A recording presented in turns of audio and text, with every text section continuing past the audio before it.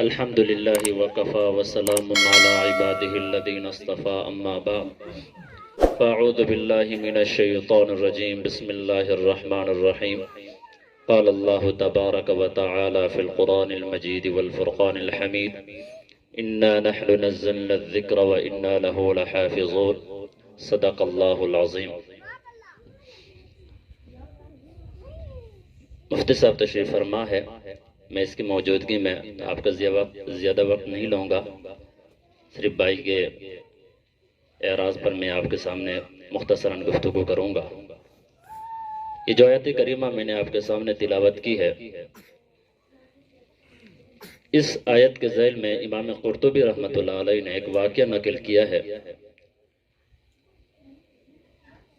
کہ اللہ تبارک و تعالی نے اس آیت کریمہ میں ارشاد فرمایا کہ انا نحن نزلنا الذکر و انا لہ لحافظون، کہ بے شک ہم نے اس قرآن مجید کو نازل کیا اور ہم ہی اس کے محافظ ہیں۔ تو امام قرطبی رحمۃ اللہ علیہ نے ایک واقعہ نقل کیا ہے کہ ہارون رشید رحمۃ اللہ علیہ کے مجلس میں، ان کے ہاں ایک مجلس ہوا کرتے تھے جس میں علمی بحث مباحث ہوا کرتے تھے۔ ایک دن ایسی ہی مجلس لگی ہوئی تھی، ایک یہودی بہت خوبصورت شکل صورت میں اس مجلس میں آ کر بیٹھا اور گفتگو کی، بڑے علمی گفتگو کی۔ جیسے ہی مجلس برخاست ہوئی تو ہارون رشید رحمۃ اللہ علیہ نے اس شخص کو بلا کر پوچھا کہ تم مجھے اسرائیلی لگ رہے ہو آپ؟ تو اس نے کہا جی بالکل میں اسرائیلی ہو یہودی ہو۔ ہارون رشید رحمۃ اللہ علیہ نے اسے دعوت دی کہ آپ اسلام قبول کریں، آپ کو بہت فائدہ ہوگا۔ تو اس نے کہا کہ میں اپنے آباء و اجداد کے دین کو کیسے چھوڑ سکتا ہوں، انکار کیا اور چلا گیا۔ ایک سال بعد دوبارہ اسی طرح فقہ اسلامی پر بحث مباحثہ ہو رہے تھے۔ یہ شخص دوبارہ آیا اور واپس آ کر دوبارہ بڑے علمی اور تحقیقی باتیں کی۔ مجلس برخاست ہونے کے بعد ہارون رشید رحمۃ اللہ علیہ نے دوبارہ اسے بلایا اور تعارف کیا۔ تعارف کرنے کے بعد اس نے کہا میں نے ایک سال پہلے یہاں اس مجلس میں آیا تھا، اور اس مجلس سے جانے کے بعد میں نے بہت تحقیق کی، تورات کے اوپر بھی، انجیل کے اوپر بھی اور قرآن مجید کے اوپر بھی۔ میں اپنے علاقے میں جا کر انجیل کے 3 نسخے میں نے بنا دیے، اور تینوں نسخوں میں رد و بدل کر کے، آگے پیچھے کر کے، کچھ اپنی طرف سے میں نے کچھ شامل کر کے، اس طرح 3 نسخے بنا کر بڑے خوبصورت اور اس کو جلد کروا کر یہودیوں کے عبادت خانے میں چلا گیا، عیسائیوں کے۔ وہاں جا کر جب میں نے پیش کی تو ہاتھوں ہاں وہ بک گیا۔ سارے لوگوں نے بڑے خوبصورت بڑے اچھے انداز میں آپ نے اس کو جلد کیا ہے، لے لیا۔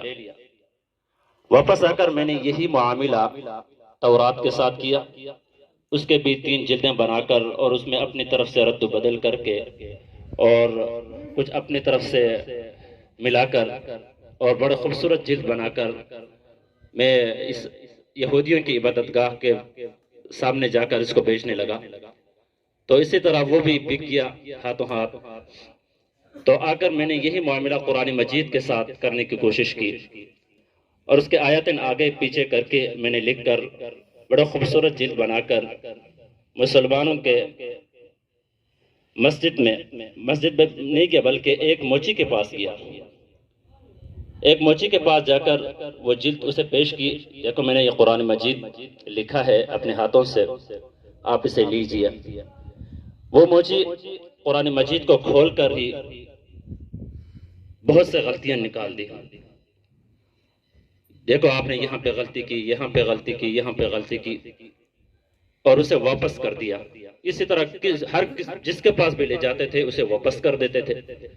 جب وہ واپس گھر آیا تو اس نے سوچا واقعی یہ دین بھی حق ہے، یہ کلام بھی حق ہے، تو اللہ تعالیٰ نے اس کی حفاظت کا جو ذمہ اٹھایا ہے وہ ویسے نہیں اٹھایا ہے، تو اس وجہ سے میں وہاں پہ مسلمان ہوا ہوں، آج آپ کے پاس آیا ہوں۔ تو اللہ تبارک و تعالیٰ اپنے اس کلام کی حفاظت کا وعدہ خود اٹھایا ہے۔ اتنے چھوٹے سے بچے 6-7 سال کے بچے الف لام سے لے کر والناس تک اپنے سینے میں محفوظ کرتے ہیں، یہ کوئی معمولی معجزہ نہیں ہے، یہ نبی علیہ الصلوۃ والسلام کا ایک عظیم الشان معجزہ ہے۔ اور نبی علیہ الصلوۃ والسلام کا بھی ہم پر بڑا احسان ہے کہ اس نے اس باریک کلام کو اپنے سینے سے گزارتے ہوئے ہمیں عطا کی ہے، ورنہ اس کلام کو ویسے ہی اگر کسی کے میرے اور آپ کے سینوں میں نازل کر دیتے ہم برداشت نہیں کر سکتے۔ اس کے زندہ مثال ہے کہ لو انزلنا هذا القرآن على جبل لرأيته خاشعا متصدعا من خشیت اللہ۔ اللہ رب العزت خود ارشاد فرماتے ہیں کہ اگر اس کلام پاک کو میں کسی پہاڑ کے اوپر نازل کر دیتا وہ اس کے بوجھ کو برداشت نہیں کر سکتے۔ اور حضرت موسیٰ علیہ السلام کے ساتھ جب اللہ تبارک و تعالیٰ نے ہم کلام ہوا اور اللہ تبارک و تعالیٰ نے موسیٰ علیہ السلام سے یہی کہا کہ اس پہاڑ کے اوپر دیکھو میں اپنی تجلی ظاہر کر دیتا ہوں، اگر آپ نے اس کو برداشت کی پھر میرے ساتھ مجھے دیکھ سکتے ہیں آپ۔ حضرت موسیٰ علیہ السلام نے پہاڑ کے اوپر نظر کی اور اللہ تبارک و تعالیٰ نے اپنے تجلی ظاہر کی تو پہاڑ کو دیکھ کر موسیٰ علیہ السلام بے ہوش ہو کے گر گیا۔ تو یہ کلام اتنی وزنی کلام ہے، تو نبی علیہ السلام کا ہم پر بہت بڑا احسان ہے کہ اس نے اس باریک کلام کو اپنے سینہ مبارک سے گزارتے ہوئے ہم تک پہنچا دیا۔ تو اب چھوٹے سے چھوٹے بچے اس کو اپنے سینے میں محفوظ کرتے ہیں، تو اللہ تبارک و تعالی ہمیں قرآن مجید کے عظمت کو سمجھنے کی توفیق نصیب فرمائے۔ میں اپنی طرف سے بھائی اور اس کے بیٹے کو اور اس کے پوری فیملی کو مبارکباد پیش کرتا ہوں اس عظیم نعمت پر۔ اللہ رب العزت سمجھ نصیب فرمائے۔